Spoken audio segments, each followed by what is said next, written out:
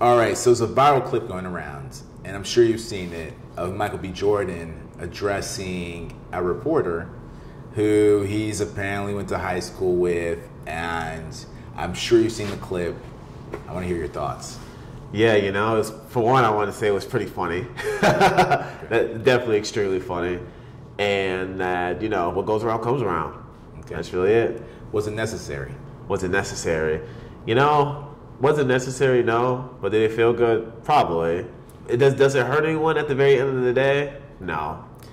Yeah, the publicity is going to benefit definitely her. Yeah, more her than him. And I think the whole Lori Harvey thing, that whole breakup's kind of, not saying it's changed him, but it's made him a little bit more, not aggressive is not the word I want to use either, a little bit more upfront. You know what I mean? A little more upfront, a little more assertive. Yeah, a little more assertive. That's the word I'm looking for. He's probably always been this way, but he just has less time for games. Yeah. Sometimes, you know, breakups, relationship status, changes like that can stem to people just. It usually results in people being more assertive. No one likes wasting their time, and nobody likes being bullied.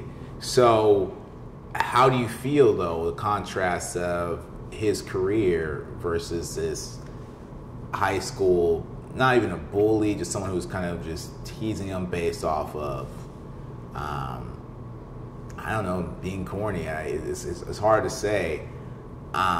Look who's laughing now. Look who's laughing now. That's kind of how I think about it. Yeah. And we kind of went over this. The irony of all this is the same thing she was mocking him for starting over a decade ago, 2 decades ago, is the same field she jumped into maybe 3 years ago. So the same thing you're mocking, he's already done. He just had a head start.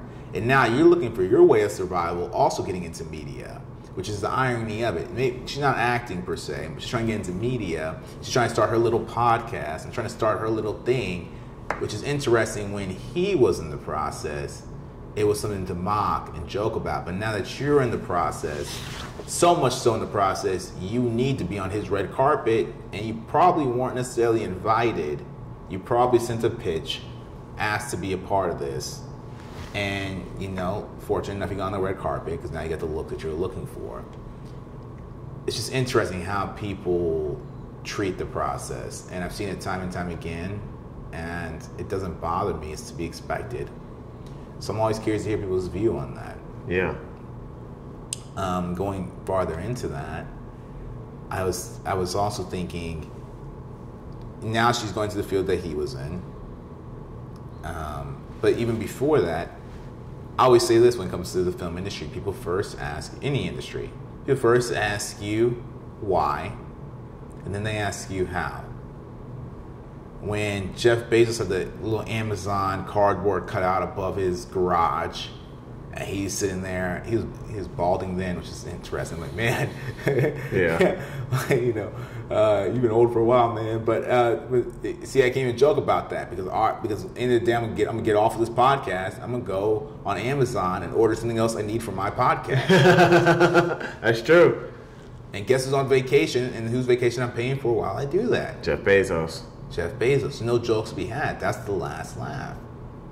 His accountant's laughing. His banker's laughing because I'm still the one who needs him.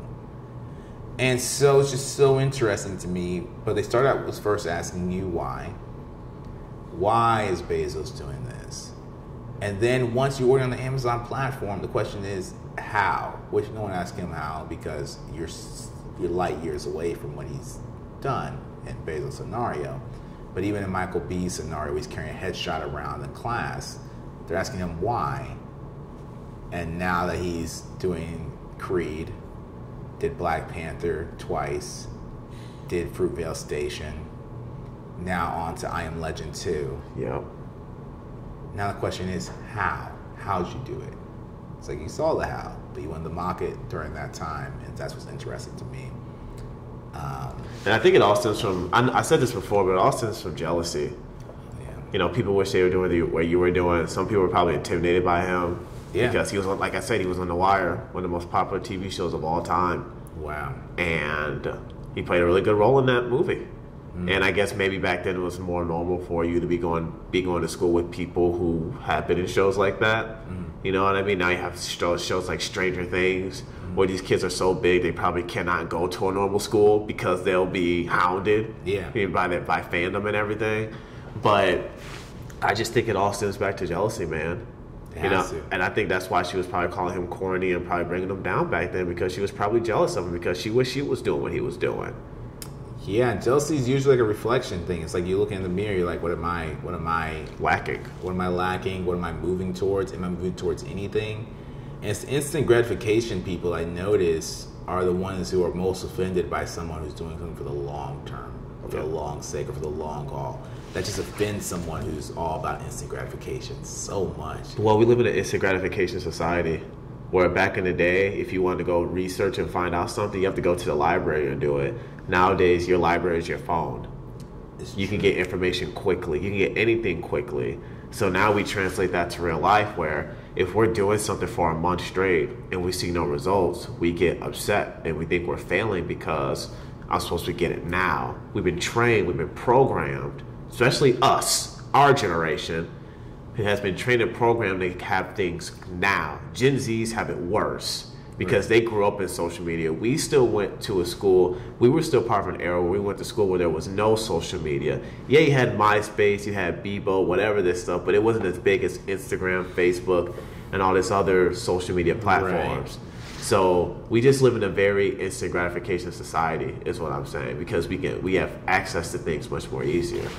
Yeah, and I try to stay away from like the now or the generations argument, because so many studies argue with that about how generations always lacked delayed gratification. Even though now we do have a lot of things at our fingertips, there was only one Rockefeller, there's only one Andrew Carnegie, there was only one Thomas Edison. It's because they did something so true and so consistently that no one else around them did it. There's always a time, there's always outperformers, there was always the Wright brothers and then everybody else. Right, that's not what I'm saying. Of course, there's always been that. But what I'm saying is that right now, we live in a society that it's instant gratification. So you said that there's a war between people who want instant gratification and for people who, they envy the people who wait for the long term. Yeah. It's because nowadays, more profound, with cell phones, with access to information so easily, with access to things like if you want to go order food, you don't have to go to the actual restaurant to go get it. Right. You can order it from DoorDash, and they can bring it to you. Right. The world's become super convenient. It's become super instant, and that translates over to our everyday life, or to our dreams and goals of like, oh, why haven't I been promoted yet? I've been putting in the work for 3 months and I haven't gotten a raise. It's because it takes time to get. It takes more than 3 months of consistent work to do that. Right. Yeah. You gotta realize what you're doing too. So, but I'm trying to say what the instant gratification thing is. You're talking about technology, and yes, that has changed tremendously. Yeah, it's worse. It's worse. As far as instant gratification, it's worse. There's always been each generation has its own set of distractions and forms of instant gratification. But today, what I'm saying is that it's definitely worse. You sound like a lot of people. And that's good.